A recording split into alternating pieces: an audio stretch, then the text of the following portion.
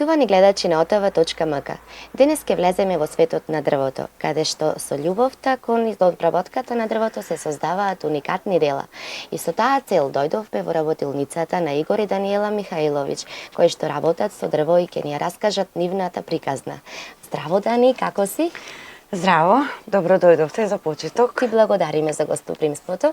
Дали можеш да ни кажеш од каде ја добивте идејата за да работите со дрво? Па се случи така, спонтано. Имавме желба да направиме некој украс за во нашиот двор и добивме инспирација да направиме едно украсно вовче. И на страниците што се за уредување на градините го објавивме, многу луѓе им се допадна, почнаа да го бараат, дали е за продажба, дали е... Така, значи се почна тоа вовче? Да. Кажи ми сега, колку производи изработувате вие? Сега изработуваме многу производи. Значи од едно вовче се дојде до голем избор на производи? Да, сега веќе произведуваме разни врсти на столици, маси, огради, паравани, столчиња за дечиња, жардинери за цвеќиња, имаме доста голем избор на производи. Со какво дрво најчесто работите? Најчесто работиме со чам и со бор. Така. Како изгледа процесот од едно дрво да се добие некој уникатен производ? Па прво се разбира, има набавка која ние подоцна треба да ја обработиме, да се пушти надик, да се измазни, да се дотера по димензии, да се заштрафи и последно се разбира да се офарба доколку тоа го побара муштеријата. Така, какви најчесто работи изработувате? Дали некои традиционални или модерни дизајни? Па во глобала сето е традиционално, бидејќи дрвото е нешто што од секогаш се користело и сега повторно се враќа во мода. И доста е барано. Така да би го ставила во таа категорија дека се повеќе традиционални, меѓутоа имаме и некои модерни украси во модерен стил. Инспирацијата за да изработите? Па понекогаш тоа се работи по желба или по барање на муштеријата во зависност од моделот. Некогаш самата природа ни дава инспирација, некогаш самото место, самиот објект кај што треба да биде поставено, тоа дава некоја инспирација што треба да се изработи. Зависи. Така. Колку време ви треба за да се изработи едно дело? Еве, например, да речеме вовчето, од кое почнало се? Вовчето, еден ден, може би малку повеќе од еден ден. А некои поголеми производи како што се маси, знам дека имате... Тогаш има повеќе време, сигурно 7 дена најмалку, затоа што има подолг период на обработка. Кој дрво е најдобро за изработка? Најлесно кое се обработува? Па најлесно дрво за изработка е чамот, бидејќи е најмеко. Најлесно може и најбрзо да се изработи. Во ваква професија, каде што се работи со дрво, како ти како жена се сносуваш со предизвиците? Ништо не е тешко, без разлика што сум жена, бидејќи работата се работи со многу љубов. И многу е убаво кога од едно парче обично дрво ќе се направи некој финален производ што стварно преубаво изгледа.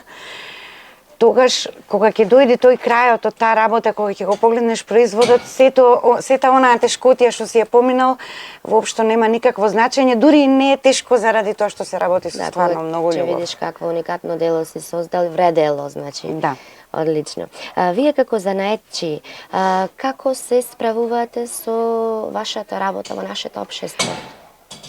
Па малку тешко, бидејќи сме занаетчи, меѓутоа нас државата не ни дозволува да бидеме како занаетчи и малку не преоптеретува со некои поголеми обврски, како фискален апарат или некои други додатни трошкови, што навистина на денешницава е многу тешко да можеш да ги постигнеш сите тие работи, додека сето тоа би било баш како занаетчија, би било многу полесно и за нас. Да, доколку би имало некое олеснување во самата... Да, за нас секако ќе има многу олеснување.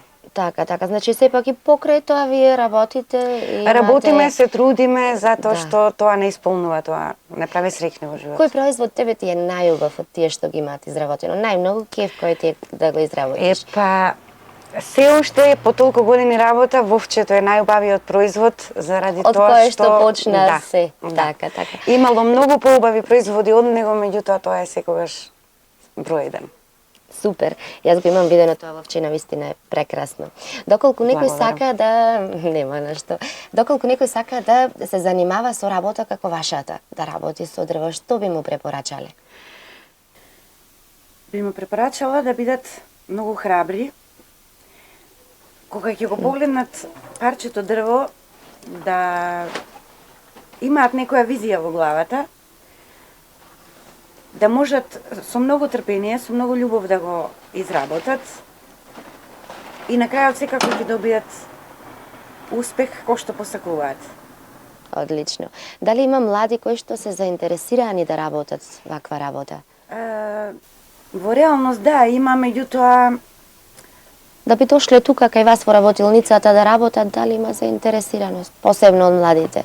има работата како работа им се допаѓа, меѓутоа самата тешкотија во однос на тоа да речеме дека треба да се фарба, има химикали, има прашина од дрвото, малку ги избегнуваат тие работи, меѓутоа има и деца што навистина не им смета тоа и можат навистина Така. да работат, ако го работат онака како што ние го работиме со љубов, тогаш не им представува ништо тоа проблем. Меѓутоа ете најголемиот проблем што се откажуваат е сепак. Потешкиот дел од работата. Да. Што користите за да се заштитите од несакани повреди на работа? Највеќе користиме заштита за тампони за ушите или слушалки. Користиме маска за заштита на вдишување и нормално униформа што е потребна за нашата работа.